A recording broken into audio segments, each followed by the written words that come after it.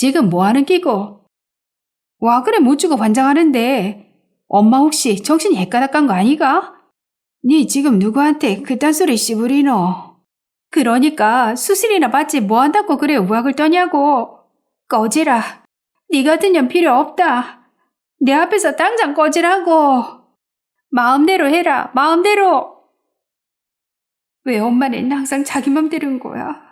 왜 내 생각은 이만큼도 해주지 않는 거냐고. 누군 좋아서 허구한 날 병원에 붙어있는 줄 알아? 누군 좋아서 하루하루 죽어가는 엄마 얼굴 쳐다보는 줄 아냐고. 난 엄마를 살리려고 이렇게 애쓰는데 엄마는 왜 그렇게 죽으려고 기를 쓰는 걸까? 엄마도 내가 그렇게 미워 죽겠는 모양이지. 그렇게 보기 싫어 하루라도 빨리 떠나려는 모양이지. 힘들지? 걔한타. 참말로 안 힘드나? 별로 힘들 끼다. 아니라니까 그러네. 아씨, 왜 이렇게 눈물이 안 그치지? 힘들다는 거 들키고 싶지 않았는데. 최 여사, 왜 그래? 잠든 최 여사의 얼굴을 지켜보다 소파에 앉아 무릎 위에 노트북을 펼쳤다.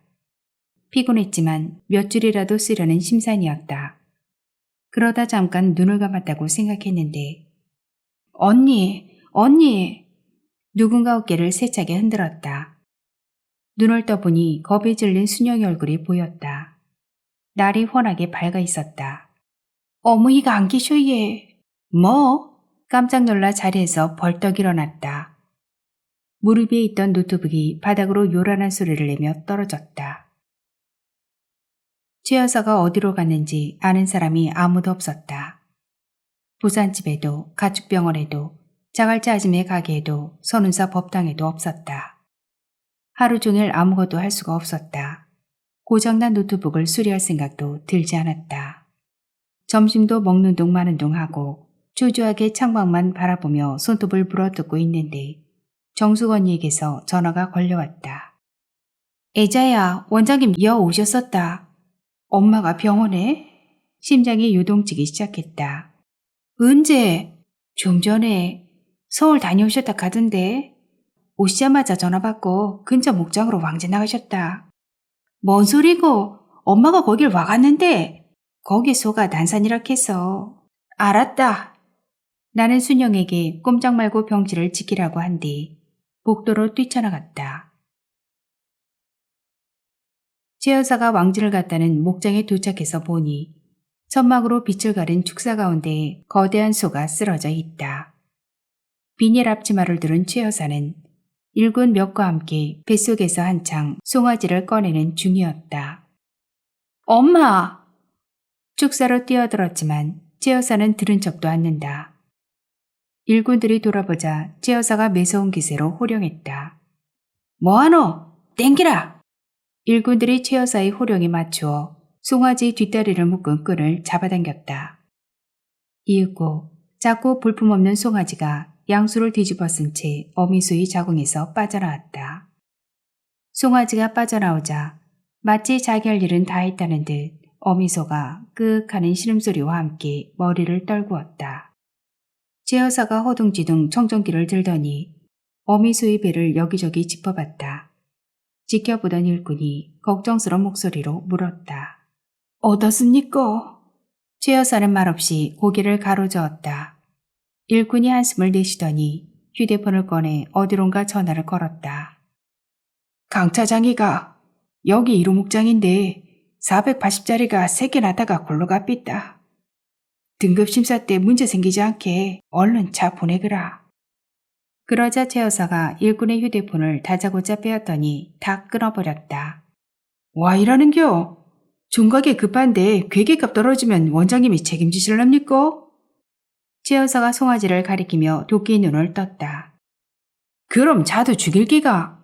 조요 먹이고 하려면 정 물리고 해야지.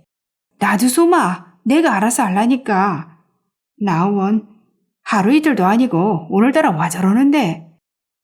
최 여사는 일꾼을 한참 노려보더니 송아지를 일으켜 잡고 죽어가는 어미소에게 끌고 가기 시작했다.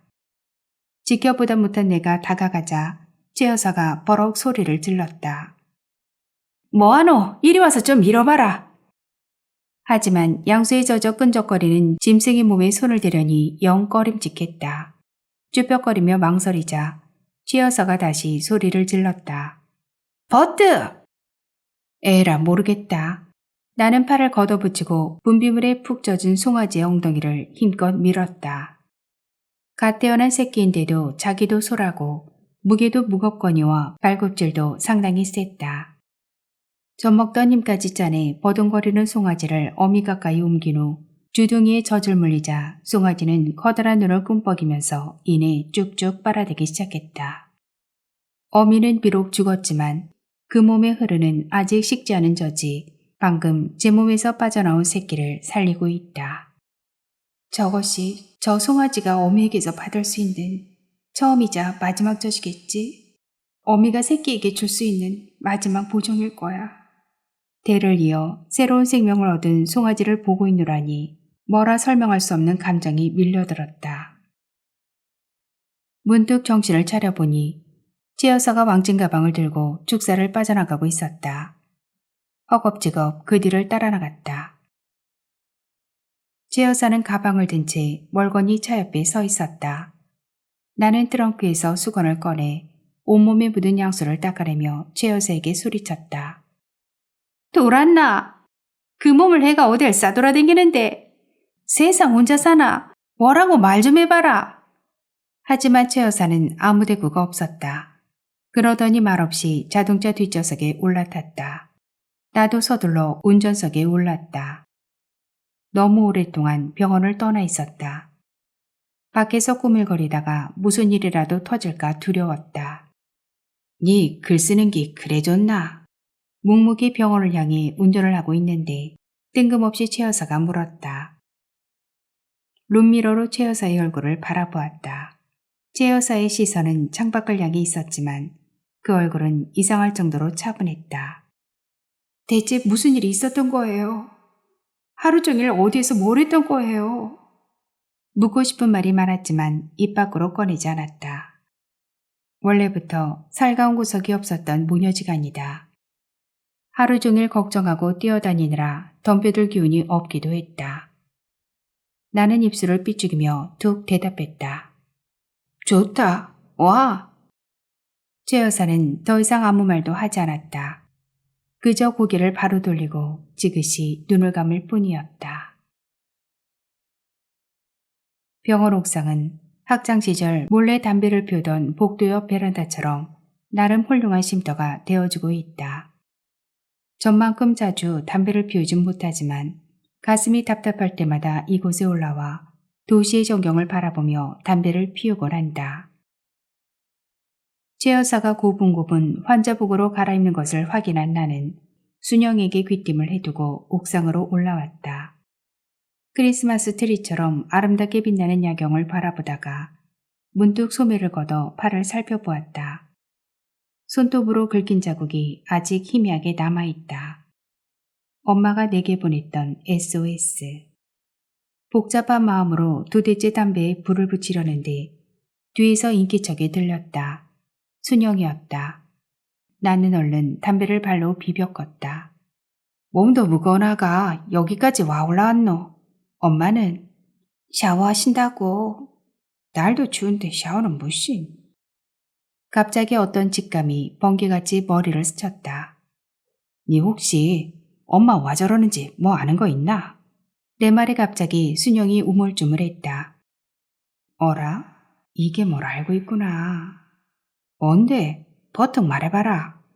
순영이 머뭇거리다가 입을 열었다.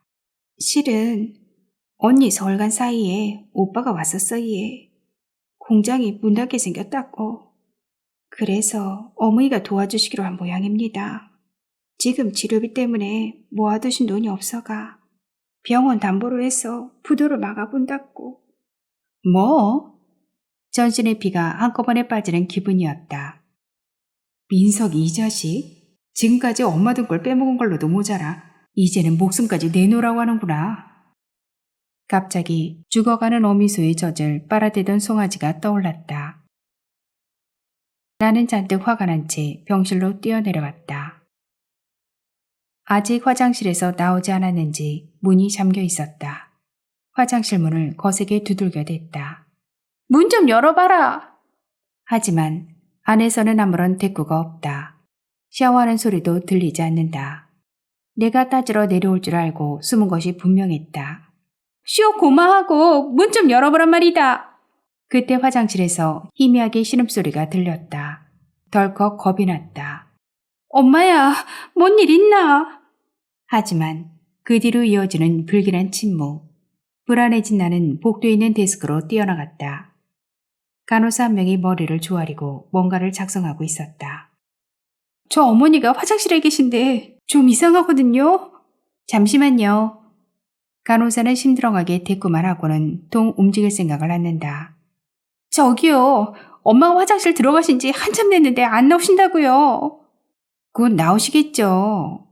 초조해진 나는 때마침 데스크로 돌아온 다른 간호사에게 다가갔다. 저기 제 담당 아니거든요. 이런? 나는 데스크 위 집기들을 죄다 쓸어내며 소리를 질렀다.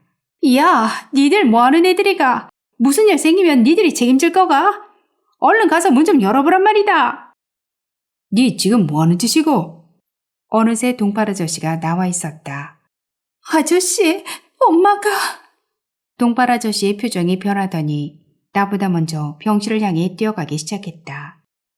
간호사들도 그제야 동팔 아저씨를 허겁지겁 뒤따라갔다.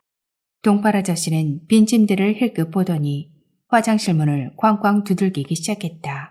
영희야, 네 안에 있나? 대답이 없자 동팔 아저씨가 화장실 문을 힘껏 발로 차서 밀쳐냈다. 그리고 벌컥 열린 문 안에서는 최 여사가 어쩔 줄 몰라 하며 코에서 쏟아지는 피를 연신 손으로 훔쳐내고 있었다. 환자복 앞섭을 흠뻑 적시고 바닥까지 흘러내려 흥건하게 고인 붉은 피. 동발 아저씨가 재빨리 안으로 들어가더니 문을 닫았다. 상황을 파악한 간호사들도 필요한 의료기기를 챙기러 황급히 떠났지만 나는 그 자리에 서서 꼼짝도 할 수가 없었다. 뒤늦게 옥상에서 내려온 순영이 말을 걸 때까지, 그리고 화장실에서 처치를 마치고 나온 동발 아저씨가 내 이름을 부를 때까지 나는 아무것도 할 수가 없었다. 깨끗한 환자복으로 갈아입은 최 여사가 침대에 눕혀질 때에도 차마 그 얼굴을 볼 수가 없었다. 엄마가 아프다. 그것도 아주 많이. 동팔 아저씨는 답답한 상황이 되면 항상 창밖을 쳐다보며 뒷짐지고 서는 게 버릇이다. 창밖에 딱히 볼만한 풍경이 있는 것도 아닌데 빈 유리창에 무슨 해결책이라도 적혀있는 것처럼 그런다. 이제 보니 동팔 아저씨는 하기 어려운 말을 할 때도 창밖만 쳐다보는 모양이다. 동팔 아저씨는 캄캄한 유리창을 향해 돌아서서 항암치료 결과가 기대했던 것보다 좋지 않다는 얘기를 담담하게 전했다. 배에 물이 차기 시작할 기다. 숨 한 번 쉬려고 헐떡거리는 게 돌덩이 드는 것 같을 끼고 천천히 고통스럽게 진행될 끼다. 지금 시기 놓치면 그땐 정말 손도 못 대본다. 동팔 아저씨의 말을 뒤로하고 곧장 민석이 일하고 있는 공장을 향해 차를 몰았다. 가는 동안 계속해서 전화를 걸었지만 전원이 꺼져 있다는 안내멘트 뿐이었다. 어두컴컴한 사무실 문을 발로 뻥 차고 들어갔다. 불 꺼진 사무실 한쪽에 페인콜을 하고 처박혀 있던 민석이 깜짝 놀라 벌떡 일어났다. 여기에 웬일이고? 초췌해진 얼굴을 보자 열불이 나면서도 가슴 한쪽이 싸해졌다. 니 그거 담보 잡아서 몇 달이나 버틴다고. 엄마가 니 호구가? 그만큼 등골 뽑아 먹었으면 됐지. 이제 엄마 수술비까지 날릴 참이가? 민석은 아무 말도 하지 못하고 고개를 떨구기만 했다. 나는 책상과 서랍장을 닥치는 대로 뒤져 최 여사의 인감도장과 가축병원 등기관리증을 찾아냈다. 네 아무리 급하다해도 내는 엄마 수술부터 시켜야겠다. 좀만 버티라. 일단 사람부터 살려놓고 우예우예 막아보자. 민석이 아무 말도 못하고 있는데 문이 벌컥 열리며 험악한 인상의 사내들이 들이닥쳤다. 어쩌실랍니까? 오늘 12시까지 입금하기로 약속했지 않습니까? 민석이 내 눈치를 힐끔 보더니 다 죽어가는 목소리로 대꾸했다. 그게... 여기 이러고 앉아있다고 해결이 됩니까? 일단 나가입시다. 남자들이 민석의 양발을 붙잡더니 끌고 가기 시작했다. 그 사람들의 팔을 붙들며 소리쳤다. 이 사람들이 이거 놓고 얘기하세요. 뭐고? 무슨 죽을 죄를 졌다고 사람을 이래 대합니까? 양복을 입은 사내가 내 몸을 벽으로 밀쳐냈다. 상관없는 사람은 막 비키소. 아무도 나란 존재는 아랑곳하지 않았다. 나는 옆에 놓인 고물 TV를 들어 바닥에 내리쳤다. 브라운관이 요란한 소리와 함께 박살이 나자 일순 사내들이 조용해지며 나를 돌아보았다. 족진다고 나올 돈이면 저 빙신이 안 줄 놈입니까? 내 말에 다들 입맛을 다시며 헛기침을 했다. 양복을 입은 남자가 앞으로 나섰다. 그럼 어떻게 하자는 거요? 사업이라는 게 오르막에 있으면 내리막도 있고 내리막에서 포기만 안 하면 다시 올라가는 거 아니겠습니까? 조금만 더 기다려주세요. 예. 제가 저놈 말을 잘 알아서 장담하는데 공장이 정상가동만 되면 열일 져지고 돈보다 먼저 갚을 사람입니다. 박민석 이 사람 성실하고 착하다는 거 선생님들도 잘 아시지 않습니까? 나는 간절한 눈빛으로 그들을 한 명 한 명 쳐다봤다. 평생 병신이라고 놀리며 무시해왔지만 민석이가 빚지고 못 사는 성격이라는 것은 누구보다도 내가 잘 안다. 대책 없이 카드로 돌려막기를 하고 친한 선배에게 빌린 돈을 갚지 못해 관계를 망쳐버리는 그런 나와는 질적으로 다른 사람이란 말이다. 아무도 먼저 입을 열지 않았다. 민석이가 뭔가 결심한 얼굴로 내 손을 한번 꼭 쥐더니 누웠다. 그러더니 절뚝거리며 앞으로 나섰다. 어디 앉아가 저랑 말씀하시죠. 애자야, 니는 그만 들어가라. 여는 오빠가 알아서 해결할게. 어머니 혼자 내비두지 말고 돌아가라. 다음 날 아침 지친 몸을 추슬러 옷가지를 좀 챙겨 병원으로 돌아갔더니 엄마 옆에 웬 양복쟁이가 서서 광고지 같은 것을 보여주고 있었다. 이렇게 3단짜리, 5단짜리가 있고요. 최 여사가 나를 힐끔 쳐다보더니 손에 들고 있던 광고지를 얼른 등 뒤로 감추었다. 손살같이 달려가 숨긴 것을 빼앗아서 보니 납골당을 홍보하는 팸플릿이었다. 어이없어하며 누려보자 최 여사는 고기를 딴 데로 돌려버린다. 나는 양복 입은 사내의 가슴팍을 밀치며 병실에서 내몰았다. 나가라고! 아니, 저는 한번 들어와 보라길래. 정신 나간 새끼, 여기가 어디라고 이걸 들고 오노? 나는 사내의 얼굴에 팸플릿을 내던지고 문을 쾅 닫아버렸다. 그리고 휙 돌아서서 최 여사를 쏘아봤다. 지금 뭐하는 끼고? 와 그래 못 주고 반장하는데 엄마 혹시 정신이 헷가닥 간 거 아니가? 니 지금 누구한테 그딴 소리 씨부리노? 그러니까 수술이나 받지 뭐한다고 그래 우악을 떠냐고. 갑자기 최 여사가 머리맡에 갖다 둔 내 가방을 집어던졌다. 꺼지라. 니 같은 년 필요 없다. 내 앞에서 당장 꺼지라고. 왜 엄마는 항상 자기 맘대로인 거야? 왜 내 생각은 이만큼도 해주지 않는 거냐고. 누군 좋아서 허구한 날 병원에 붙어있는 줄 알아? 누군 좋아서 하루하루 죽어가는 엄마 얼굴 쳐다보는 줄 아냐고. 나는 원망을 가득 담은 눈으로 최 여사를 노려보았다. 지금껏 살아오는 동안 내내 엄마가 미웠지만 지금처럼 미웠던 적은 없었다. 난 엄마를 살리려고 이렇게 애쓰는데 엄마는 왜 그렇게 죽으려고 기를 쓰는 걸까? 엄마도 내가 그렇게 미워 죽겠는 모양이지? 그렇게 보기 싫어 하루라도 빨리 떠나려는 모양이지? 최 여사가 차디찬 얼굴로 휙 등을 돌리고 누웠다. 이젠 정말 한계다. 마음대로 해라, 마음대로! 나는 그대로 병실을 뛰쳐나왔다. 무작정 차를 타고 도로를 달렸다. 앞차에다 대고 쉴 새 없이 빵빵거리고 신호도 무시한 채 마구 내달렸다.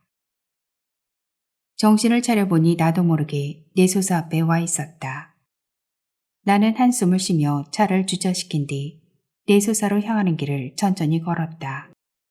지난번에 왔을 때는 가을 단풍이 경단을 자아낼 만큼 아름다운 길이었지만 지금은 벌거벗은 나뭇가지들이 차가운 겨울바람에 가늘게 몸을 떨고 있었다.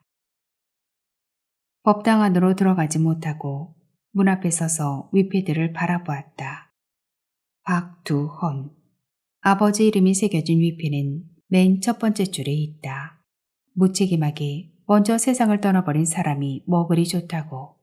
엄마는 틈만 나면 이곳에 와 아버지의 극락영생을 기원하며 절을 했었다. 엄마만 죽은 아버지를 그리워했던 게 아니었을까? 아버지도 엄마가 보고 싶었던 걸까?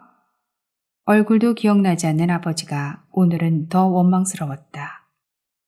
자기 목숨만큼 더 오래 살게 해주지는 못할 망정 이렇게 빨리 자식들 곁에서 떼어놓으려고 하다니.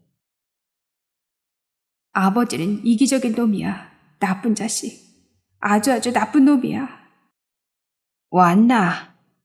언제 왔는지 할매 스님이 지팡이를 짚고 서 있었다. 처소텐마루에 앉으니 절마당이 훤하게 내다보인다. 할매 스님과 이렇게 독대를 하고 앉는 건 이번이 처음이다. 5분에 한 대꼴로 날아오던 지팡이도 오늘은 대돌 옆에 얌전하게 세워져 있다. 할매 스님은 손수기를 녹찰하며 향기가 고소한 차를 내놓았다. 힘들제? 괜찮다. 참말로 안 힘드나? 별로 힘들기다. 아니라니까 그러네. 참으려고 했는데 결국 눈물이 터지고 말았다. 나는 주먹으로 눈물을 닦으며 끄끄 소리를 죽여 울었다. 아씨, 왜 이렇게 눈물이 안 그치지? 힘들다는 거 들키고 싶지 않았는데. 할매 스님이 가운데의 노인상을 옆으로 치우더니 말없이 두 팔을 벌렸다. 나는 무언가에 이끌린 듯 무릎걸음으로 다가가 할머니 품에 얼굴을 묻었다. 할매 스님이 천천히 등을 토닥였다. 이렇게 진짜 할머니처럼 안아주는 것도 처음이다. 얘는 어매만 보내면 되지만 어매는 모두를 보내야 하는 기다. 힘내거라. 할매 스님의 다정한 말을 들으니 더욱 서러움이 치밀어 올랐다.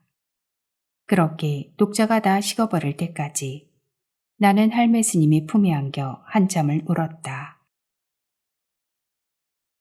예소사를 나온 뒤에도 선뜻 병원으로 돌아갈 기분이 들지 않았다. 최 여사에게 그렇게 타박을 받고 나왔는데 하루 만에 들어가기가 괜히 자존심이 상했다. 갑자기 철민이 몹시 보고 싶어졌다. 요 며칠 통 전화를 받지 않는 것도 마음에 걸렸다. 무슨 일이 생긴 건 아닌지 나한테 화가 난 건 아닌지 걱정이다. 열차 건널목에서 잠깐 차를 세웠다가 다시 시동을 거는데 걸리지가 않았다. 완전히 맛이 가버린 것이다. 열차가 지나가고 차단막이 올라가자 뒤에서 요란한 클렉슨 소리가 들렸다. 뒤에 있던 차들이 차례차례 옆으로 지나가며 욕설을 퍼부었다. 나는 핸들에 얼굴을 파묻고 그들이 지나가기만 기다렸다. 결국 서울에는 기차를 타고 올라가게 됐다. 올라가는 동안에도 계속 전화를 걸었지만 여전히 철민은 받지를 않았다. 직접 방송국으로 찾아가 보기로 했다.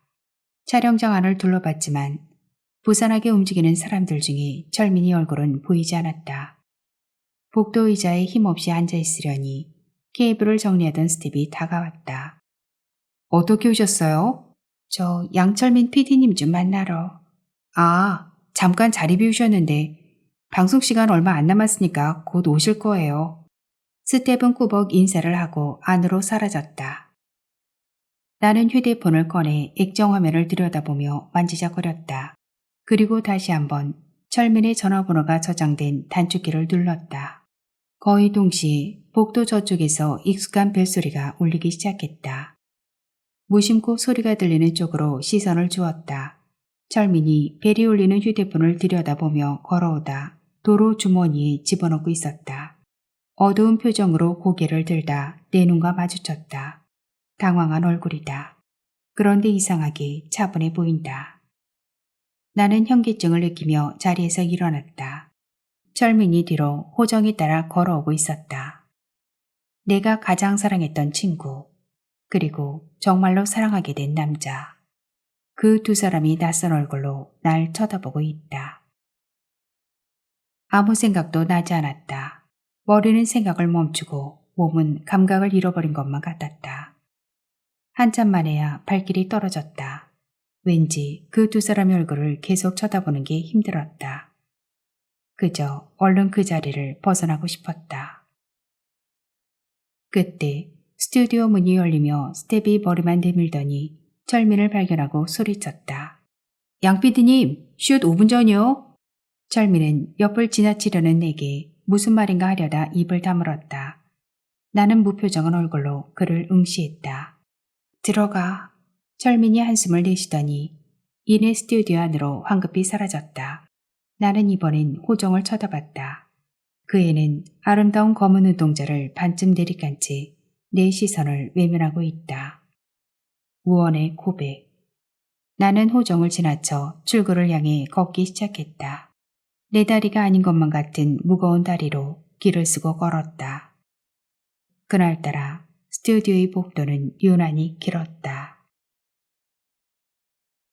어떻게 왔는지도 모르게 옥탑방으로 돌아왔다.